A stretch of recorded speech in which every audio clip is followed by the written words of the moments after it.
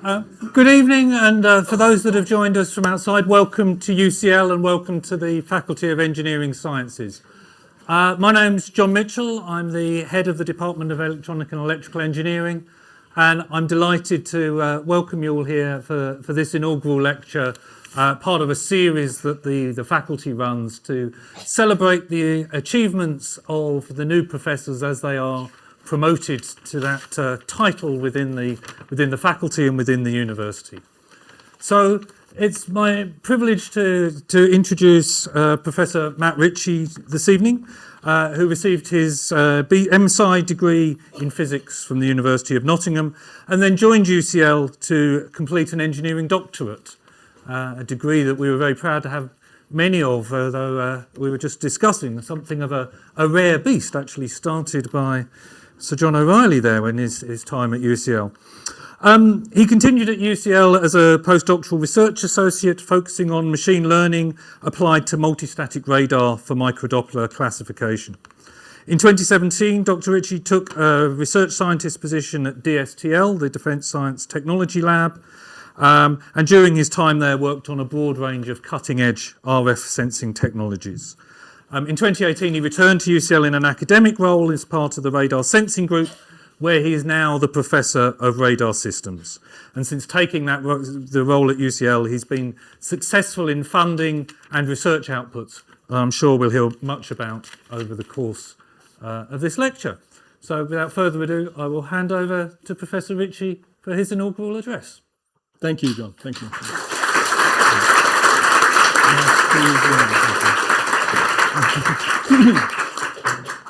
Thank you, and I'm very happy to see a full lecture hall. As it gets warmer and warmer, maybe I won't be so happy. So if some of you want to leave, that would be lovely. And you get a nice, cool, refreshing talk, maybe just one person at the end. Okay, so I picked a title, and it's a journey into the world of RF sensing. And we're going to cover a few aspects of the research that I work on, which is in this RF sensing world, things that you can't visually see very well yourself, but we can create devices that can send these signals, receive them, process them, and do amazing things. So the content of the talk, of the lecture, I'm going to talk about who I am. John, the introduction there a little bit. I'll give a little bit further context. We're not going to spend too much on that. We're hopeful to hear. And then I'll talk about my research field, RF sensing, and what you can do with this RF sensing methods and what it enables and why it's important and why does it matter in a modern world at the minute. So as John said, I completed my physics degree at Nottingham University. During my time at Nottingham University, I was able to do a summer placement in Australia, which was fantastic. And I worked with ANSTO, which is a nuclear reactor there, but not for power, but for research. So there was physicists there performing neutron scattering experiments. And as a young physicist, it was an amazing experience to go across there. And the Australians said, I think the kangaroos on site used to be mice, was their running joke on that one. But in my fourth year, I was lucky enough to do a project as part of my physics degree. And that was actually set by DSTL, a researcher there. And that was a collaborative project looking at modeling detection of signals and localization and things like that. And I think that set me on my journey towards this theme and this topic that I work on now. It shows kind of the importance of industry and government-led projects and real-world applications within your degrees. I then took on an engineering doctorate, EngD. So that's different to a PhD. It's easier for me when people ask me, oh, I did a PhD. It's the known accolade. But an EngD is one that you work with industry. And often you are perhaps working in industry, and your research in that company, in a day job, is actually quite well aligned to doing a PhD-like output. I was a little bit different. I was approaching more like a PhD. I was a full-time student, but I had the lucky opportunity to be in the offices of Thales UK, and I worked alongside Simon, who's here in the third row, and Andy Stove in there, and my supervisor was Professor Carl Woodbridge. And I'll talk a bit more about the topic of my EngD in the later slides. I then continued as a postdoc researcher at UCL, and I worked with Hugh Griffiths and his group and his team in a variety of sensing topics.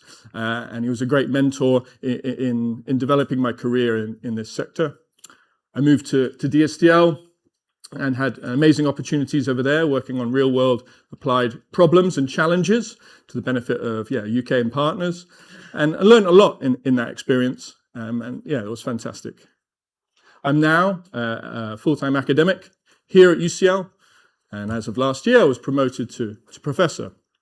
I think some people take a little bit of time between their promotion and their inaugural lecture. Some people might take 10 years of time between that. But someone emailed me, Sarah emailed me in I think, November or December, and I think, oh yeah, I'll speak, that's fine. I was quite happy to give a talk. I don't know if that says something about me, but yeah, it's very soon after the promotion. I've been lucky enough to collaborate with a broad range of industry, government partners and institutes. Particularly highlight Leonardo, who's a funder of the Royal Academy of Engineering Industry Fellowship I'm currently on, and of course Thales UK, which was an enabler for my engineering doctorate that I worked on there. Now, starting off slow, what is radar? I thought about doing a live poll and getting people to submit that and doing a word cloud, but not trusting the IT, I instead asked friends and family to fill in one word or a couple of word answers on what they think radar is. It was interesting. Maybe in your head, think what would somebody say, non-specialist in the field, of what radar is. Well, here, waves, yeah, okay, there is RF waves, stealth, disappearing from radars. Beep was mentioned quite a few times, or bleep, combinations thereof, bleep, bleep, bleep, bleep, bleep. Who needs enemies when your friends say it's a dead technology, your career? And sonar, okay, someone needs to go back and check the textbooks on the difference between those two. So this is the broad range of one-word answers people might think of this field. And it's been around for quite some time, but I think is shrouded in quite a lot of misunderstandings of what it is, what it isn't, and how it may work, and what's its capabilities. So the perceptions of radar, and this is a very old black and white photograph of a radar display of showing what you might be seeing in this environment, considered maybe that it was invented in World War II, which is incorrect. It was invented prior to World War II, but certainly accelerated its development in that period. It's an old technology, and it's a finished invention with nothing more to improve and research. It's done. It's completed. Well done. Let's do some other research. And it goes ping. That's most things that if you try and speak to someone about radar, they might bring up. But you can use the same logic that the car, when Henry Ford, made his Model T Ford. Okay, that's a done invention. The car has nothing more to improve on. It's been completed. There's no research needed for automotive at all. I mean, you can clearly see how cars have changed over the years from all of the benefits of wider technology advancements, and radar is exactly the same. The fundamental principles are the same.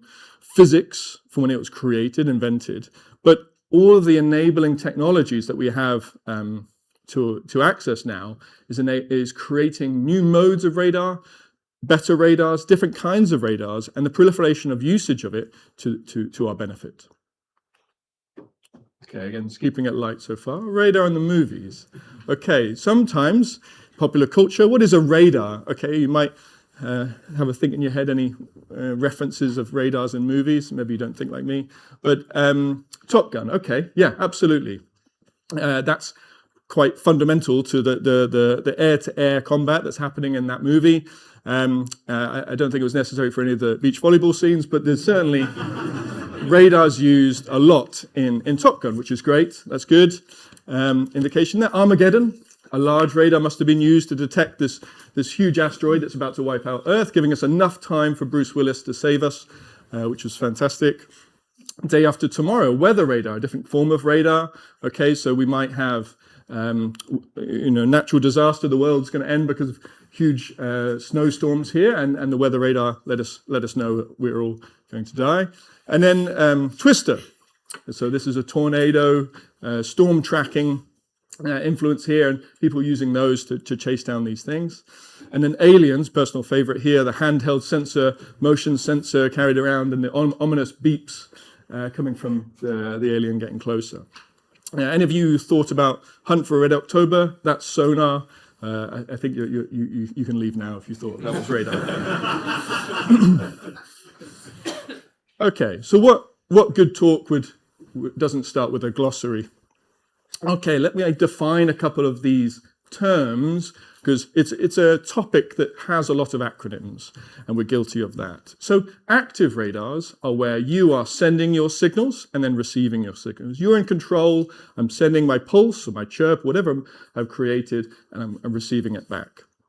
Passive radars is where I'm now benefiting from a signal that's been transmitted from something else. It might be another radar, it might be a communications tower transmitting another form of signal, and I'm piggybacking on that. Multi-static radar, okay, so now I'm going to be able to transmit and receive from different places, and I'm going to collect all the different bounces and try and understand the scene and detect targets multi-statically, so multiple different static locations. EW, so electronic warfare, is the cat and mouse game, or the umbrella for it, where radars are trying to detect a target, and then systems are trying to stop the radar detecting that target, and then the radar is trying to stop it stopping it detected, and you repeat that cycle. ES and ESM is electronic surveillance, electronic support measures. This is the understanding of the spectrum. So radars transmit RF signals. We need to be able to sense what signals are out there to understand what potential radar systems are transmitting right now, or communication systems.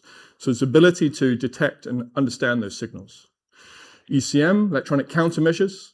ECCM, electronic countermeasures, and that's that cat and mouse. I think they stopped after 2.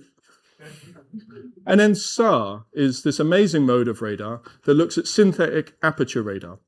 And whenever you see images, and it's attributed to being made by a radar, this will be created from that kind of mode, where you can make photographic-looking images of a given scene from airborne or spaceborne platforms, but they aren't photographs. You are your own sun in that case, and you're transmitting your own signal and stitching it together in an amazing way. And ML is just machine learning, which can be applied to radar or RF signals, but when you hear that in the talk, just let me know. Okay, so just to build on the active and passive radar concepts here, so I'm trying to think how to explain this, and this analogy I thought of here a little bit. So passive is sensing this person standing there because there's this lamp nearby and the light is hitting the person and you can see them because of that. Whereas active is you're making your own light and it is reflecting off that person and it's coming back to you. And that's the difference between active and passive radars, let's say. And you can imagine how you could build on this, that you're playing a game of hide and seek and you're doing this in the dark, and both of you have torches and you can choose whether to turn on your torch or not turn on your torch. And as you go through this dark scene here, there may be some lamps or other lights that help that illumination, so you can see the person without having to turn your torch on.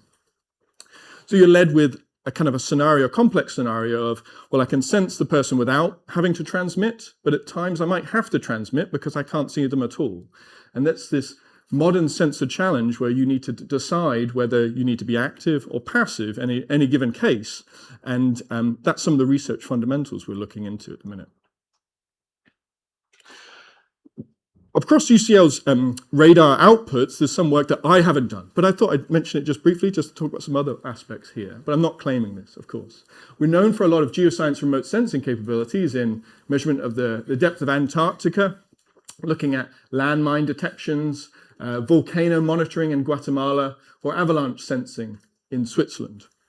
And these are a diverse array of applications that radar systems have, showing what you can measure uniquely with radar systems and not with other forms of sensor.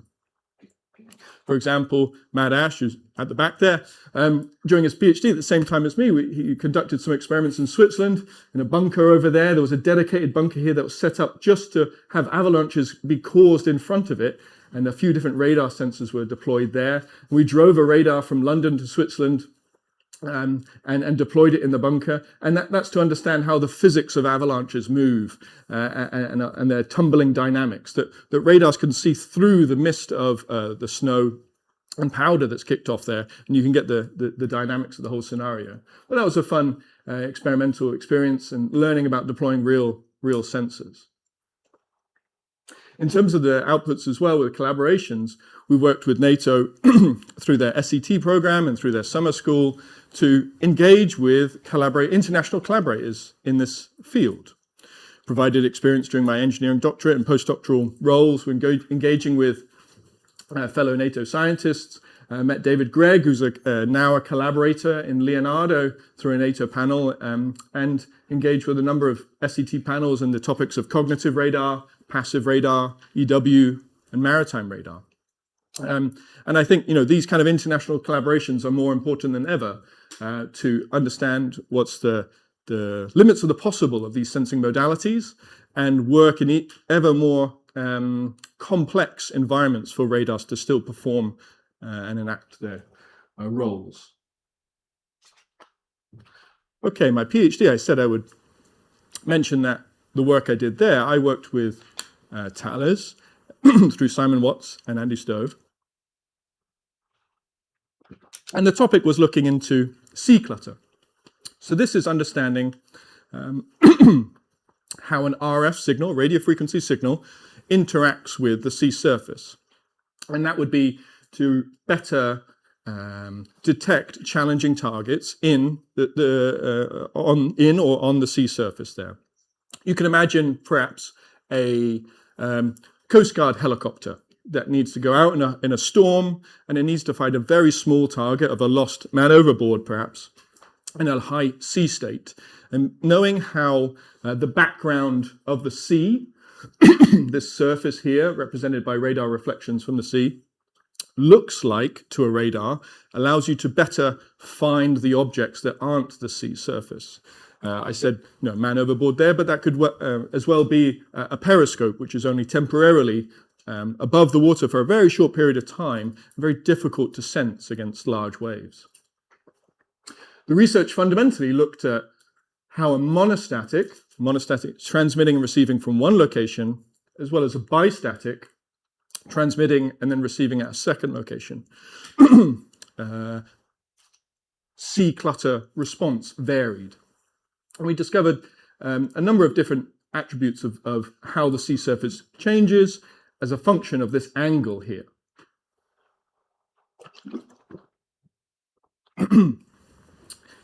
And to do that, we worked with a system called NetRad. UCL Group is known for actually creating radar systems, building them, deploying them, taking them outside of the lab and doing experiments. And we used this system in the south coast of England, but then also deployed in South Africa with it to complete a campaign of measurements of the sea surface. And this is all in the area of multistatic radar. Here you can see some of the deployment geometries down in Simonstown, just south of Cape Town, and how we might transmit a signal from one site and receive from another, and then look at a co-located patch of sea there overall. And a number of times I've rented vans and moved equipment from the 11th floor of this building, where the lift only goes to the 9th floor, is numerous, and I've lost count, I think. So these real-world deployments gave me, I think, a flavor of what doing real radar experiments is like, and a passion for this subject. And I wanted to explore more and more research, looking at different types of objects or targets and how their behavior varies as a function of a lot of different parameters. But on the collaboration with Cape Town University, we worked with our radar called NetRad, and Cape Town developed some clocks for us. And I talk about timing and sync and why the importance for that later. But those clocks allowed us to cut the wires between our radar nodes and to have them wirelessly operating, but still be coherent to each other. And it's an amazing opportunity to collaborate with South Africa and perform experiments on the South African coast. I think this baboon here may have stolen Hugh's lunch that day, and it was one of the risks of the tests whilst we were out there.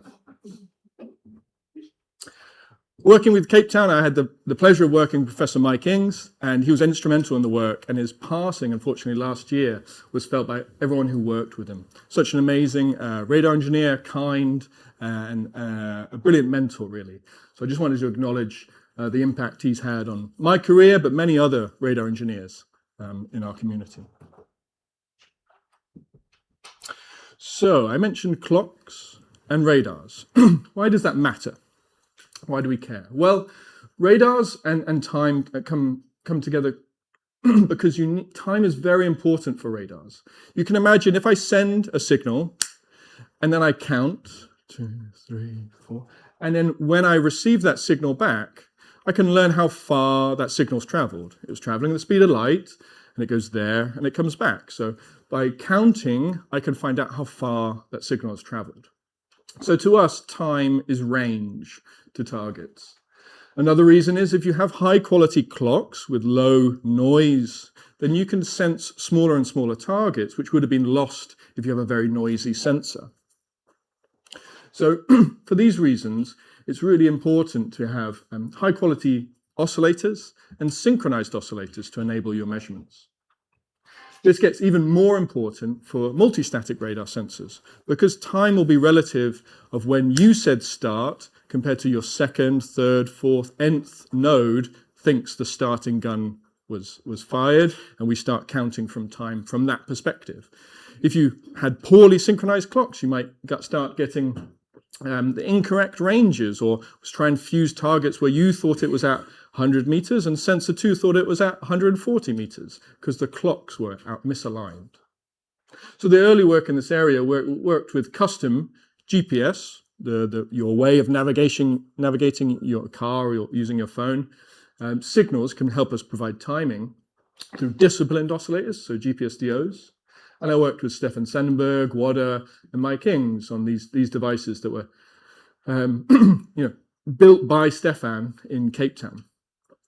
We've now moved to more commercially available GPS and chip-scale atomic clock solutions to provide timing in our rad sync units that we deploy here at UCL, thanks to Piers Beasley, hard work in that section, in that area. And here's an example of when it goes wrong. This was a static bin, I think, target, and it's clearly moving really fast for a bin.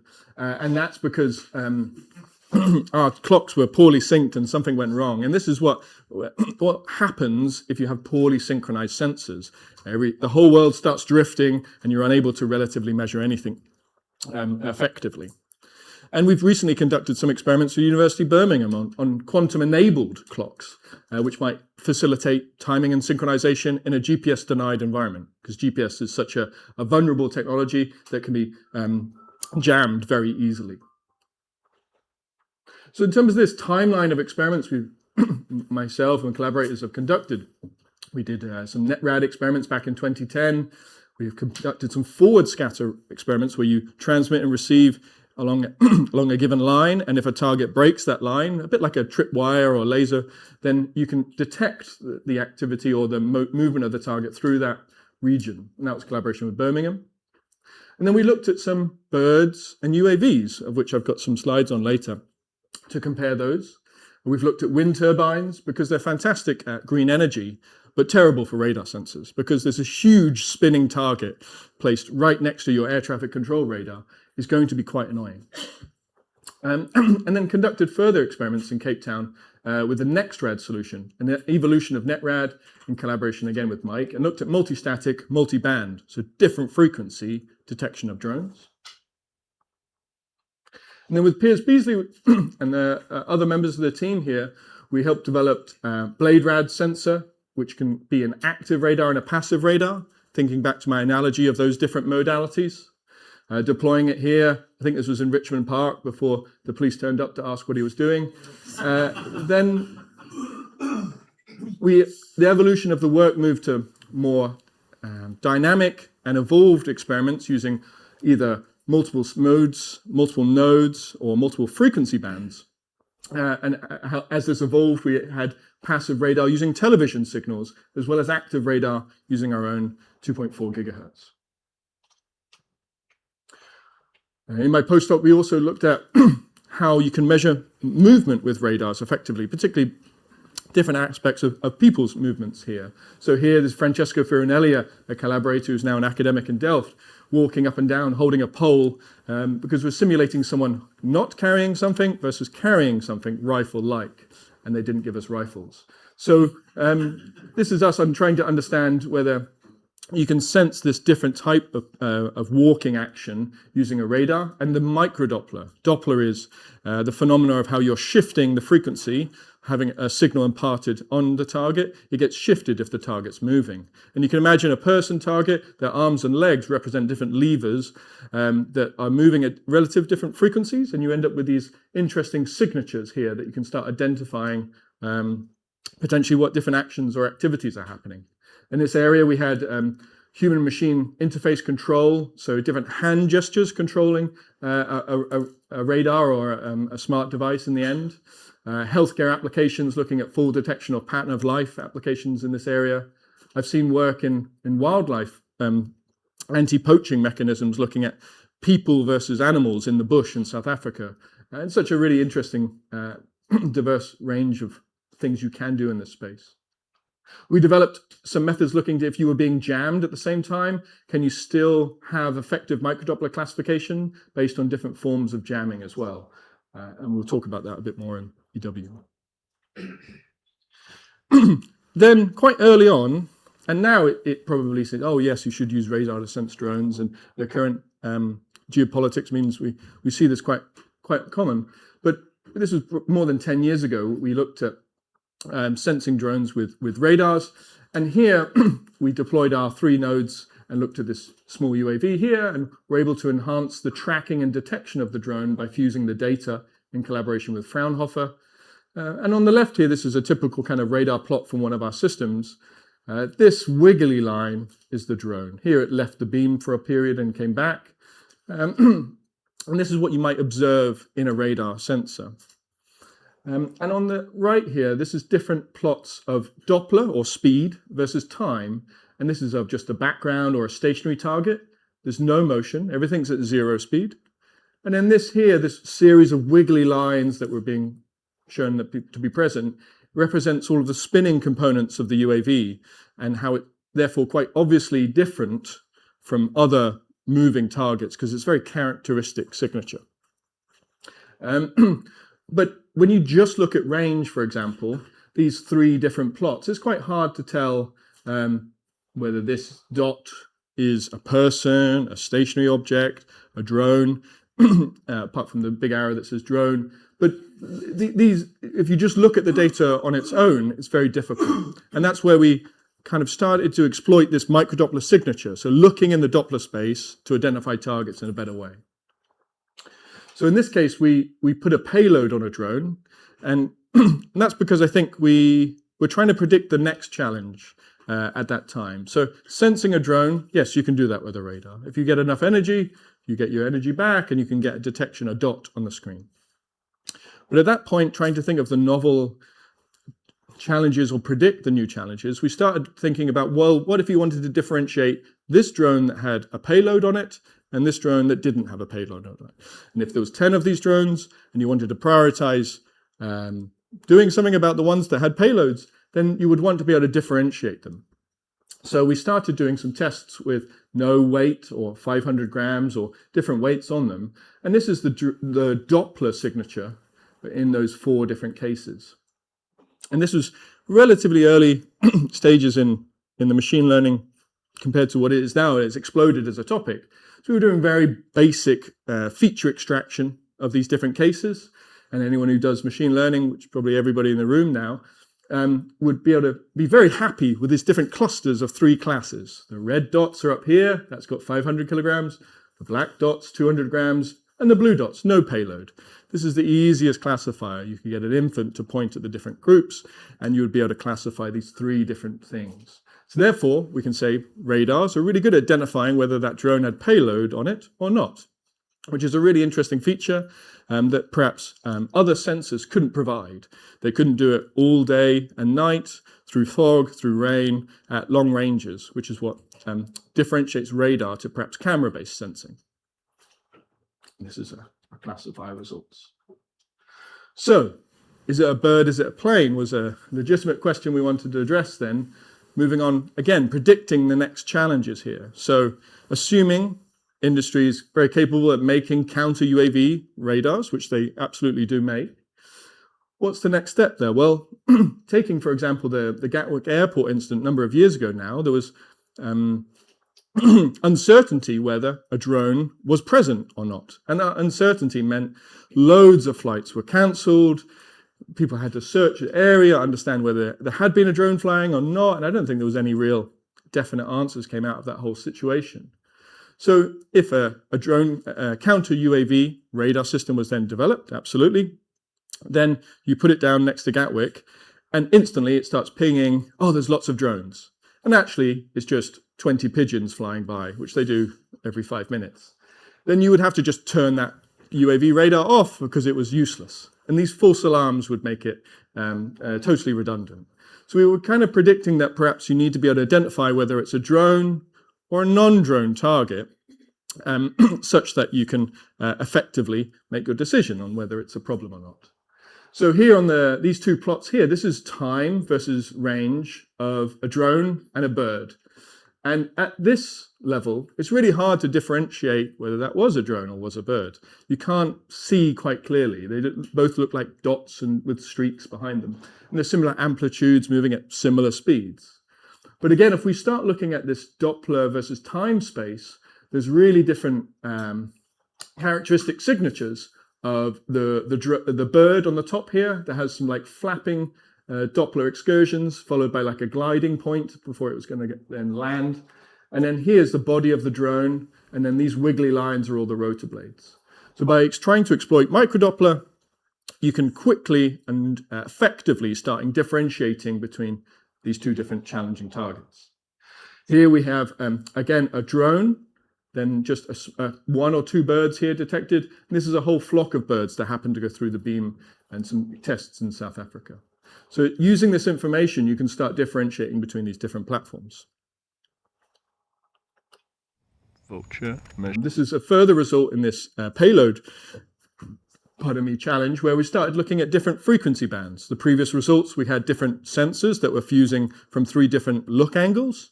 Now we've got different frequency bands trying to classify whether this platform has a payload or not. And we showed different effective capabilities of classifying that correctly or not. So today, so far, I've told you about my PhD, and I've told you about research I did mainly in my postdoc role. But then, having rejoined UCL as an academic, you have to stand on your own 2 feet, create your own research area, and start picking up what is my objective here, fundamentally. And I really wanted to build a world-class RF sensing research team here at UCL. Some of the members are here in the room today, and I'm very proud of the work they're doing. And the research focus that I have is looking at multifunction RF, and I'll tell you a bit about what is that. Intelligent RF sensors, radar and electronic warfare and electronic surveillance kind of working in different combination. Some aspects of synthetic aperture radar, an aspect of joint sensing and communication, and then machine learning applied to radar signals and understanding whether you can detect and classify them effectively. So, to do this, as an experimentalist, I wanted to create a system that could address lots of those challenges. And from experience, I've seen systems being created to do a very specific experiment and then put on a shelf and gathering quite a lot of dust. And I wanted to create something that allowed you to do a range of different tests that we could have a group contributing into and benefiting from, and have the flexibility and be kind of programmable. So I want to use it for mode A, then I want to use it for mode B or mode C, and it's a common piece of hardware. And Niall and Colin, the founders of Aresta, Colin's in the room today, and Niall perhaps online, really helped with this initiative and fundamentally developed Aresta, which is our RF testbed that allows us to operate in a wide variety of modes, is field deployable, and we have a number of these units that we can take out. It's got the ability to operate in a broad range of modalities, including joint radar and sensing, active radar, passive radar, electronic surveillance, to mention just a few. And it can do this multi-statically, as well as being driven behind an RF array. We'd like to be able to rapidly develop TRL, technology readiness level 4, 5 initiatives. If we have an idea, we have a project, we want to go from the idea to deploying it in the field within a number of months. And that's been enabled from the excellent work that Niall and Colin did to make it programmable. It's software defined. We can change the processing inside it really rapidly. And this is the board it's based on, and then some adaptions, and then the housing that it sits in now. And this is some holiday photos of Aresta around the world. So if it's in the summer months, you'll generally find us underneath a gazebo somewhere, either for rain or too much sun, and trying to make the system capture the various results we had in our objectives. Here we're deployed on the coast. Although I was quite worried. This was a brief moment the plastic bag wasn't on the one and only RF array that we have. And this is in Switzerland for a joint trial that we performed there. And this is the array, the antenna that we can use it with, and one of the nodes, of which we have 3. And some of the capabilities we had with this system is we could sense in different frequency bands. We've developed ability to use waveforms that are performing communication and sensing at the same time. We can detect and classify waveforms in real time, an example project here in the top right. It can be active or passive. So traditionally, it's very unusual to have a sensor in a university that's able to be deployed and operate in these 2 very different modes that were typically run by different sensors. We deploy multi-statically, and we have a phased array at C-band that we can process results with. So I was kind of thinking the analogy really of this multifunction aspect is these these images here are talking about the evolution of commercial electronics from what you had to carry with you to achieve all of these objectives, which is listening to music, filming something, writing, etc., etc. And likewise, this image is showing the same thing, to now a mobile phone. And this mobile phone in the middle here replaces all of those things, which were very discrete objects doing their very discrete tasks. So in the RF world, we've tried to, I'm not claiming we created the iPhone, but we're trying to make something that's software defined, programmable, and adaptive. So you no longer need these unique different devices for all the different types of things you were going to do before. So the principle of this transferred to RF is, well, you had ships or aircraft sprinkled in antennas, and all of those were connected to various systems. Those systems had their very specific tasks and did that one task really well, but perhaps didn't pass the data so well between each other. And the vision, I guess, which is what the fellowship I'm working on right now, is moving towards a principle of kind of a Swiss Army knife of an adaptive sensor that's multi-role. And if you can do all of these tasks, how do you better fuse this information as best as possible, really? So in partnership with Leonardo UK, my Royal Academy of Engineering Industry Fellowship is looking into exactly what I've just described. And the enabler is that Aresta system I've talked to you about. And the pillars of, previously we had kind of silos, I guess, of radar, ES, comms, EW were being done by very separate systems. And if you had a system that can actually perform all of those tasks, there's so much opportunity for enhancing how they're performed and fusing the results and operating in an improved manner. And yeah, some of these enabling technologies, really. So one of the examples, perhaps, okay, so an intelligent radar. Now, we're not trying to create Skynet and you know, AI robots that are going to end the world. There'll be some other project, but the future RF sensors will be able to operate in a broad range of modes. And to do that, they need to be really clever in how they make their choices now in what mode to be in. If I have a sensor that can be active and can be passive, how do you best create an algorithm that decides what mode to be in at any given moment? And Colin Horn here has worked in the area of cognitive radar, and this cognition is looking at how best to learn, adapt, have memory, and then perform better in the next iteration of whatever test you might be looking at. Here we performed some experiments in Scotland, despite the picture it was Scotland, and the tests here contributed to better understanding of networked radars and how they can perform in active and passive ways. For example, here you have your platform, you have some transmitters, so now we know it's passive radar because there's transmitters that are offset, but you can be active as well. So how do you vary when you choose to be active based on your given geometry and the target's position and the relative position of these other illuminators? And there's very little experimental data that demonstrates how this could happen.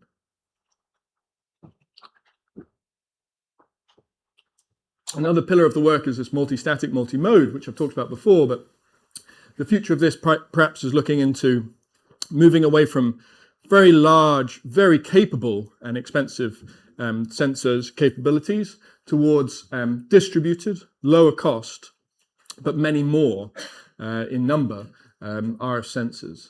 And this may mean that you particularly need to understand how best to do fusion between many sensors, how best to put in intelligence of what mode they should be in, what position relatively they should move to, and how to communicate this information in a decentralized or centralized manner. And timing and synchronization is a key enabler so that you can do this coherently. Coherent sensing in this manner will be complex and be very challenging in a congested, contested environment. That's a term that's often used in our field when it means there's just so many RF signals out there, whether benign or adversarial, and then you need to be able to handle them. You need to still be able to achieve your sensing objectives. Here's some examples of hardware demonstrators that Piers Beasley had worked on for our rad synchronization that can be plugged into the back of different radar sensors and provide this capability of multi-static distributed sensing. And to give example, I think this will just play. Yes, okay. To give example of what this might be, well, here we have an active radar, and this is the range versus time plot of that. And then if you filter this and perform some detections, here there is two people walking, one going towards, one going away, and then coming back again. That's why it looks like a helix in range. And then this here is a small drone target there. And then this is passive sensing happening simultaneously of the same scene. And our axes are different here. This is Doppler or velocity, and this is range. So you can see the individuals walking and their signature either going towards or away at the same time, and then the drone flashed past as well. So if you could imagine that I had the choice of which mode to be in at any given moment, you might have some metrics to optimize that choice. And end up either transmitting less or increasing your detection probability by fusing the given result. And then scalability of this solution. We're interested in having sensors that can be brought together like Lego bricks, scaled to run massive, large arrays that can therefore have a greater capability of shaping their beam, detecting longer away targets, or taking those Lego bricks apart and scattering them around such that you've got distributed sensing all looking at any given scene. And that's very attractive to have something that's just agile enough to be deployed in those two different manners that wouldn't typically be possible. And this is something that we've demonstrated and achieved with the solution. More acronyms. So ES and EW, hopefully you remember from the early part of the talk there. So our objective, and I've described here, is we want to be able to sense our targets, okay, with a radar sensor. We need to be able to make sense of the given scene, achieve our goals. But to do that in an anechoic chamber where there's no other signals, to do that in a benign environment where there's nothing else, is quite a solvable problem. But you rarely use your radar when nothing else is going on. And when you have to use your radar, there might be other signals there that are trying to deny you your ability to sense your targets. So this cat and mouse of you trying to sense, them trying to deny sensing by jamming or other deception means, and then you trying to sense again, is a really challenging field. And ES, electronic surveillance, is trying to sense all the signals out there. This little video clip, GIF here, animation, is of thousands of radar signals happening per second, and the interference is boxed off in red, and the radar signals are boxed off in green, and the different modulations are are classified because there are different types of radar signals being transmitted. So this is just the tip of the iceberg of what might be a really congested environment where lots of things are happening. And Ryan White, who worked on this piece here, was able to uniquely detect and classify these different signals, and that's what the boxing off is happening being in this playback. So you need to make sense of the environment you're operating in to then understand what other sensors are out there, and perhaps you might adapt to that by changing your own parameters or avoiding certain bands or operating in a different manner. And there's a great deal of interest in applying things like machine learning to this topic. But compared to the image community, machine learning's ballooned in terms of image classification because there's a proliferation of images on the internet, cats and dogs. You can do a cat and dog classifier and rapidly code something like that because there's many examples of what a picture of a cat looks like or a picture of a dog looks like. There's not many examples of what the radar waveform from a XYZ radar system in this mode on the internet. Well, hopefully there isn't. But that makes a bit of a barrier to then do machine learning classification on these signals. And through some of the work we're doing, we're trying to release kind of open academic data sets of representative or example waveforms to enhance the ability to do machine learning on these signals through examples we can provide, through the experimental approaches we take. And a lot of the image classification methods are based on images. So if you rotate the cat, it's still a cat. If you change some other attributes, stretch, squash, and alter, still a cat. And your cat and dog classifier might be quite effective. But fundamentally, in our results, this frequency versus time plot, if you rotate that, that's a different signal. So the analogy of how machine learning works on images, it needs to have a different approach when you're trying to tackle RF signals. And these signals have particular attributes like phase and amplitude, which are not handled in the vast majority of machine learning methods. And this is of particular interest and big opportunity space for what we're working on. Images. So synthetic aperture radar is an amazing methodology in radar that allows you to produce images. And this, for example, is a gas tower that's just by the oval cricket ground. And then these dots here are part of the superstructure of this. And you can imagine objects like this small scale, well, quite large, but scaled model vehicle here with a SAR system from Cranfield University. So credit to Dan Andre and his assistant for gathering this, assistance in gathering this. We were able to 3D scan this and make a CAD model and then start modeling what a synthetic aperture radar image of that object might look like, as well as projecting this into a 3D domain as well. So beyond just the blips and dots that you've seen in a lot of the other images or films, this is where the real opportunity for imaging happens within radar sensors. And you have to say sarcastic is one of the best names for a SAR simulator I've ever heard.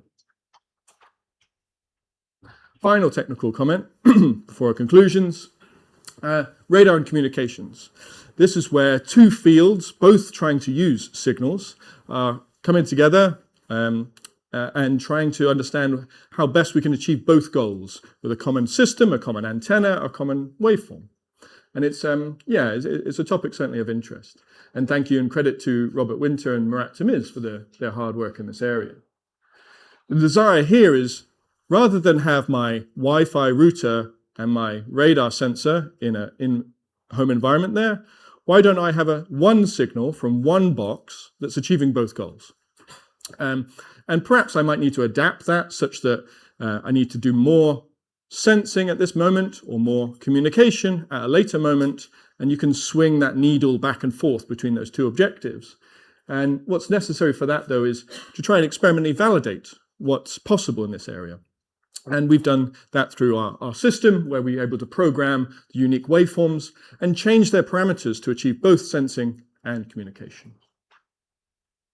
Here you can see perhaps it doesn't work brilliant the first time, but then you can start changing the waveforms, adding in corrections and recovering high quality detections of targets, whilst also achieving good data rates of your communications. In this space, it's going to be a trade-off. Perhaps, yeah, you need to prioritize sensing or prioritizing communication at different moments, and having that ability to rapidly and intelligently change between those priorities is going to be a requirement, I believe, overall. This is built into the standards for 6G, that there's the desire to do both of these objectives, and therefore we're going to see more, I think, of this implementation. But it's not defined yet, and there's many approaches, and we have a strong interest in sensing-centric ISAC approaches. Okay, at the end, we can go outside into a cooler room. Radar research, I hope you'd agree from this quick run through a variety of topics, is diverse and requires cutting-edge technologies and processing to achieve. Hopefully you agree it's more than blips and dots after what I've described. And I've learned a lot from my mentors at UCL and beyond in my career in this subject, and I look forward to learning more from them and trying to mentor other researchers in this field. There's new innovative applications of radar and radar signal processing every year, and I really enjoy this field. And the radar research has a key and important part to play in the security and the safety of the world that we live in. Just like to acknowledge all my collaborators, my team, Simon, Andy Stove, Hugh, Carl Woodbridge, and many others. Thank you.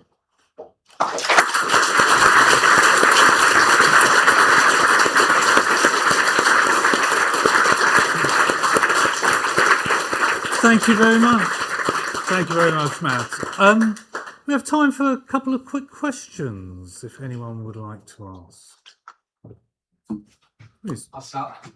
Hi, Matt. I'm Steve Palmer from Towers here.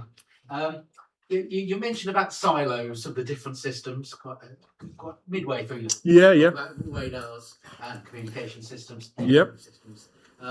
There's really good reasons for those silos. Yeah. You want to optimize your requirements, and everyone wants that last 1 dB out the system, or convert this out the system, so you don't want to transmit too much power. Yeah. So what have you done? What's the technological change that's made it possible to do multi-use systems, or what are the compromises? Yeah, absolutely. So from what I described, there wasn't really many downsides, was there? I didn't say, no, this doesn't work very well. Okay, so it's all quite a shiny vision of everything. But there's going to be compromises. If you try and make something that's good at lots of different things, it won't be excellent at that one job and got that exact kind of maximize every dB and every probability detection as much as possible. So your customer, if they are willing to accept a multi-role capability that can be very flexible and now can achieve many goals, but not excellent at the singular goal, that's a trade-off that you'd need to discuss with that given customer. And that might not be acceptable. They might know, I only want an active radar, and I only want it in this frequency, and it does this one job. And I don't want anything else, and this is what and I need to achieve this maximum range. But I think research and real-world applications in the minute are going to favor this multi-role aspect there. And hopefully the benefits of being able to rapidly change between modalities will outweigh some of the compromises you'll have to make of not being excellent at one. Thanks. Yeah, I think I probably agree. I'll come in with a question at the other end of the spectrum. Yeah. Really good work. All integrating all the sensors. If you take the next step, how do you see, or do you not see, a route to integrate your integrated radar with optical and imaging systems? Okay. Yeah, I think multi-sensor type fusion will certainly of interest. Like I could take the counter UAV example. You might have your arrestor system that I've just described, and it might also have a camera and an IR sensor on the same tower or on the same vehicle. And I think things like open standards for how data is transferred between these different sensors will allow you to fuse given target detections and cross-check that the camera can see an object at this angle but can't understand what it is. The RF sensor is provided information on if it was emitting a signal or what signature or Doppler it had, and you can get a better understanding overall. Is that kind of towards the piece there? Yeah, I mean, I'm not saying never use a camera. I often find myself, I often find myself justifying the use of a radar, of course, but I'm not denying that fusion of multiple types of sensors will be really, really valuable overall. I'm sorry, I'm going to start by saying I'm not a scientist. Don't apologize. But throughout the lecture, there were so many interesting nuggets in terms of what it can do, this radar sensing. But it remains locked into theory. There was some allusion to its interest in perhaps war. I mean, I would have loved to have gone out of your kind of secure personal knowledge almost, Right. and say, this is what we can apply this to, even for a moment, and leave it there. But I can't say, go on, theory, all theory. Well, That's not for me. Okay, that's fine. Yeah, feedback's always appreciated. Brilliant. So, I mean, you may have noted there wasn't a single equation in the whole set of slides. So this is the least theoretic presentation I could ever possibly have done, and every result was experimental. But thank you for that. I mean, yeah, I try to give anecdotes of how it's used, what you can do with it, and speak on anything that's been public released or published in other ways. But it's a practical projects. All the projects I use are practical and experimental in nature. And there's probably other academics in the room that say I'm not theoretic enough. But, it's all perspective. Not many get to hide out in a bunker in Switzerland and throw hand grenades to start avalanches. Rob. Really interesting, Matt. Thanks very much for the talk. Maybe looking at some of the images and some of the applications, we have a bit of an idea of what domain has driven a lot of the innovation and research in radar. What applications are coming in other domains and other parts of society that we might experience radar and are benefiting from some of these developments that you've been doing here? Yeah, absolutely. So I think the access to buy a small radar dev kit is the easiest it's ever been. Prices are low. At the beginning, 2010s, early 2000s, a lot of stuff you had to create yourself. Okay, and it suits a university, you'll be able to develop these things. You can go on Amazon now and buy whatever small radar kits immediately.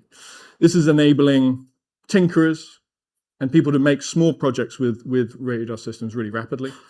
And you can have things like smart homes that have presence sensing that allow the control of the light, heating, and other attributes through that, all autonomously through kind of home assistant concepts. Healthcare, measuring those movement of drones, you can measure the movement of people. So you can measure the movement of the gait of someone and whether that's changing over time. If someone has a severe disease of some sort, you see a doctor for 10 minutes every 12 months. They might not know whether your mobility is changing very much in that tiny insight. If you had sensors that could measure pattern of life and your ability and your mobility in a given environment in your own home, that's privacy conserving because it's not a camera in every room of your house, then that's a really interesting application that many companies are looking at. Different aspects like that. John, and then one final question. First of all, Matt, thank you for a masterclass. No, thank you. For me, an absolutely outstanding lecture. By the way, I'm not a scientist. I used to be an engineer. Yeah. Before the lecture, I came with a sort of thing in my head, which is you covered on one of your early slides. Radar. Does it convey what we mean when we say it today? Yeah. I think for so many people, it may not. I mean, I was quoting earlier that famous quote from Humpty Dumpty. Okay. When I use a word, it means just what I want it to mean, neither more nor less. And Alice said, but can we make words mean so many different things? And I think what came out for me from your lecture is just how rich this field now is. So many different facets and so on. So really, it's just a comment, not a question. Yeah, no, thank you. Yeah, I think the term radar does coin a certain like historical aspect to it. So I think if you broaden it into like RF sensing, which covers kind of the broader gamut of all the different projects we're doing, I think it doesn't have such a linked memory on what it might be. I liked it particularly, inevitably, when you put radar and communications together. Okay, yeah. It seems to me that that is really powerful. You made reference even to 6G. Yeah. If we look at 6G, that is not the next generation of mobile communications. It's so much more than that. And in the same way, I think what you're doing is not just, the latest developments in radar. It seems to me so much more than that. Now, how you communicate that to people is a real challenge. Yeah, it's an interesting time for how that will land. Down to the risk is that, getting young people to see the challenges in this field, to see the excitement that's there. That's where my concern about radar comes from. Is that, but don't worry about the label. Thank you. Yeah. Humpty Dumpty had an answer at Alice as well. But Okay. anyhow, really, I think the richness of the field came across very well for me. So thank you very much. Okay, thank you. Thank you, Matt. Well, I have more a logistical question. Yep. The fun bits, but also challenging bit of this is installing radar systems into like different locations. Uh-huh. And so in that prospect, I just wanted to know what is the generic radar system? Or I think you mentioned previously before as well that they can be miniaturized. But also I want to ask, for example, when you went to Switzerland and bunkers, what kind of challenges you just face in terms of just practically installing that radar system in that setting? I saw they were in volcanoes or like these crazy locations. So what's it going? So environmental factors are big, yeah, absolutely. Very cold, very hot, dusty, other things like this. So you have to work to those requirements. The projects, some of the people on the team working on Antarctic radars, they need to work in the winter of Antarctica on very low battery that can just turn on, take a small measurement and go into hibernation and do that for long periods of time. So there's really challenging deployments of where you need to work to in terms of those environments. And the size of the radar is often proportional to perhaps to the frequency you're using. So higher frequency systems will go smaller and smaller. And I come to think that I want to work on higher frequency systems because I have to carry smaller things in the future. So coming down from the 11th, I might have to start doing terahertz or something like that rather than HF. Okay, thank you very much. So I'm going to bring this session to a close. I would like to thank Sarah, Kalambari and Chelsea, our colleagues outside who have been helping marshal you in and will be outside now. James at the back there, our videographer, who's been live streaming this and recording it for posterity. You can watch it back if there's any of the technical detail you missed in that whistle-stop tour. You can follow that back. And also thank you to our Fleming Society helpers who've been guiding people around and marshalling people at the back. And they will do my final duty, which is to thank Matt once more and invite you to join us for a glass of wine outside or soft drink in the engineering foyer. If you come through this door here, you'll be able to join us out there after the talk. Thank you and congratulations.